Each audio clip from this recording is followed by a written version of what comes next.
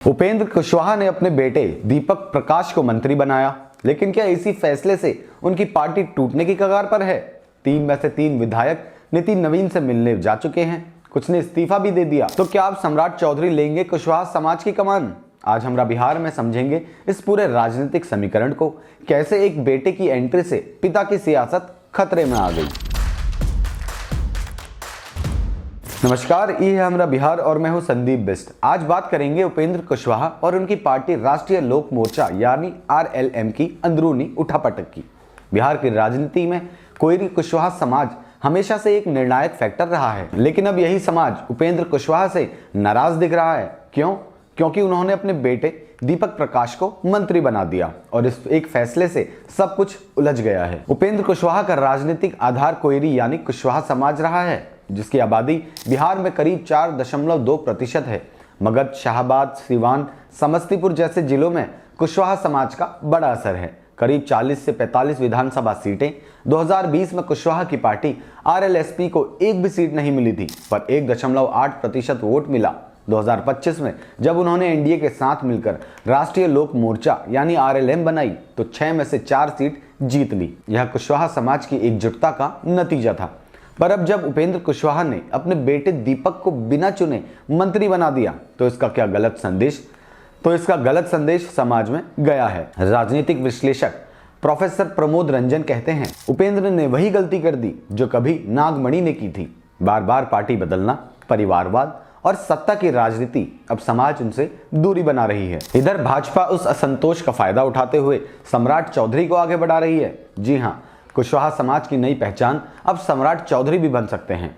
उपेंद्र कुशवाहा की party RLM के अंदर बगावत खुलकर सामने आ चुकी है। 4 में से 3 विधायक माधव आनंद, रामेश्वर महतो और आलोक सिंह ने उनसे बातचीत बंद कर दी है। 24 दिसंबर को जब कुशवाहा ने लिट्टी चोखा पार्टी रखी तब ये तीनों विधायक वहां नहीं गए। इसके बजाय वे सीधा पटना में भाजपा के राष्ट्रीय कार्यकारी अध्यक्ष नितिन नवीन से मिलने चले गए। उनकी मुलाकात की फोटो भी वायरल हुई थी। भाजपा ने भले ही औपचारिक रूप से कुछ ना कहा हो, लेकिन सीनियर जर्नलिस्ट अभिरंजन कुमार मानते हैं कि भाजपा इन विधायकों की नाराजगी को सुलझाने की कोशिश कर रहा है, बिना सीधी तोड़फोड़ किए। अब सवाल ये है, अगर ये विधायक अलग हो गए तो क्या उनकी विधायकी जाएगी? जी नहीं। 1995 के दल बदल विरोधी कानून और 2003 के संशोधन के अनुसार अगर पार्टी के 2/3 विधायक अलग गुट बनाते हैं तो उनकी सदस्यता बची रहती है। यानी आरएलएम के कुल 4 विधायक हैं, अगर 3 अलग हुए तो यह 2/3 होगा। इसका मतलब ये तीनों बिना पद गवाए नई पार्टी या एनडीए में शामिल हो सकते हैं। यानी आरएलएम के टूटने की पूरी संभावना बन चुकी है। सन 2024 में लोकसभा चुनाव हारने के बाद उपेंद्र कुशवाहा को एनडीए ने राज्यसभा भेजा। उनका कार्यकाल 9 अप्रैल 2026 तक है, लेकिन अब अंदर खाने चर्चा चल रही है कि भाजपा उन्हें दोबारा राज्यसभा नहीं भेजेगी। राजनीतिक विश्लेषक अरुण पांडेय बताते हैं, भाजपा परिवारवाद के मुद्दे पर फंसी हुई है। कुशवाहा ने पहले अपनी पत्नी स्नेहलता को टिकट दिया, अब बेटे को मंत्री बना दिया। ये कदम एनडीए की इमेज को नुकसान पहुंचा रहे हैं। नीतीश कुमार की नजर भी 3 सीटों पर है, इसलिए कुशवाहा का रास्ता और मुश्किल हो सकता है।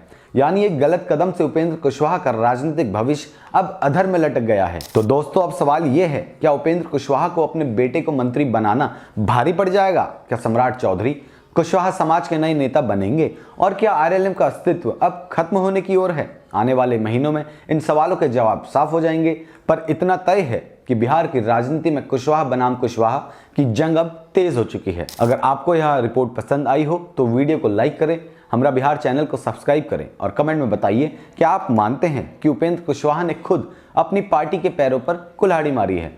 धन्यवाद।